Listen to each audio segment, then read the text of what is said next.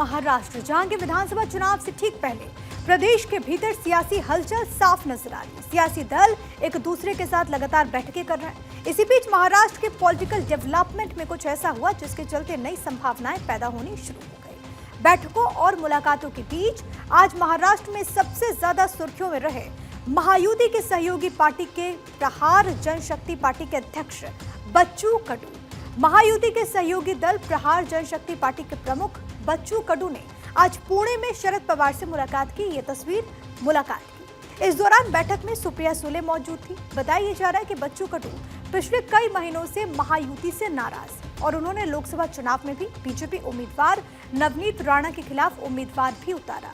हालांकि ये बात और है कि बैठक के बाद बच्चू कडू ये कहते हुए नजर आए कि आज की मुलाकात राजनीतिक नहीं थी, बल्कि किसान, मजदूर, दिव्यांगों के मुद्दे पर बातचीत हुई। लेकिन दूसरी तरफ सुप्रिया सुले के बाद राजनीति में आते नए डेवलपमेंट की तरफ इशारा कर रही है, क्योंकि सुप्रिया सुले का ये कहना है कि बच्चू कडू महाराष्ट्र के अहम नेता हैं। वो लगातार अच्छा काम कर रहे हैं। महाराष्ट्र के हित के लिए सभी अच्छे लोगों को साथ आना चाहिए, यानी कि महाराष्ट्र के अंदर आने वाले वक्त में कुछ सियासी बदलाव देखने को मिल सकते हैं। ऐसे में अगर बच्चू कडू महाविकास अघाड़ी के साथ जाते हैं तो इसका महाराष्ट्र की राजनीति पर क्या असर होगा, ये समझने के लिए उनकी कद को समझना आवश्यक है। तो वो आपको ग्राफिक्स के जरिए हम बता देते। देखिए, बच्चू कडू की जो प्रहार जनशक्ति पार्टी है, इसके 2 विधायक हैं इस वक्त। इससे पहले बच्चू कडू की अगर बात करें तो महाराष्ट्र की ठाकरे सरकार में बच्चू कडू खुद मंत्री भी थे।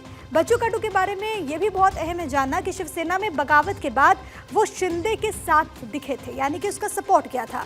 विधानसभा चुनाव से पहले बनाई जा रही है ये नई रणनीति और हो सकता है कि उसी का हिस्सा हो। नई रणनीति के तहत बच्चू फिर से उद्धव के साथ आ सकते हैं। ये सोर्सेज के हवाले से खबर है और राजनीति क्योंकि संभावनाओं का खेल है तो इससे इनकार भी नहीं किया जा सकता। तो बड़ी बात है उनके सियासी कद को लेकर के हमने आपको बताया और संभव यही है कि बच्चू दोबारा से उद्धव के साथ आ सकते हैं। हालांकि आधिकारिक तौर पर उद्धव, बच्चू कडू या शरद पवार की तरफ से इस बारे में कोई बात अभी नहीं की गई है। लेकिन भले ही शरद पवार, बच्चू कडू या उद्धव ठाकरे इस मामले पर खामोश हों, लेकिन सुप्रिया सुले ने जरूर इस मामले पर यह इशारा कर दिया। वो ये कि शरद पवार महाविकास अघाड़ी में सभी छोटे दलों को साथ लाने की कोशिशों में हैं। और यहाँ ध्यान रखने वाली बात ये कि बच्चू कडू से शरद पवार की करीबी आज की नहीं है।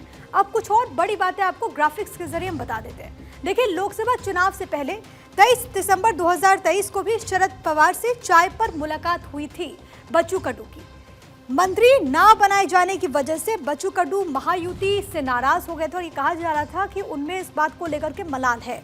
नाराजगी दिखाने के लिए अमरावती लोकसभा सीट पर उम्मीदवार उतारा और ये क्योंकि हाई प्रोफाइल सीट मानी जा रही थी। नवनीत राणा जो कि यहाँ से कैंडिडेट थे और यहीं से बच्चू कडू की पार्टी ने अपना उम्मीदवार उतार दिया। अमरावती में बच्चू कडू की पार्टी के उम्मीदवार 85,000 वोटों के साथ तीसरे स्थान पर रहे और बीजेपी के नवनीत राणा को 20,000 वोट से हार का सामना करना पड़ा। अब यहीं पर अगर बच्चू कडू अपना उम्मीदवार ना उतारते तो शायद बीजेपी को जो वोट कटे, बीजेपी को जो नुकसान हुआ वो नवनीत राणा को मिल गए होते और अमरावती सीट पर बीजेपी को जीत मिलती। सियासत के इसी समीकरण से समझा जा सकता है कि बच्चू कडू का महाराष्ट्र में कद क्या है। भले ही वो जीत नहीं पाए, लेकिन बीजेपी को हरा उन्होंने जरूर दिया। यही वजह है कि महाविकास अघाड़ी बच्चू कडू को अपने खेमे में चाहती है और महायुति भी यही चाहती है कि बच्चू कडू उनसे दूर ना जाए और इसी वजह से इस वक्त महाराष्ट्र की सियासत में हलचल बहुत तेज है।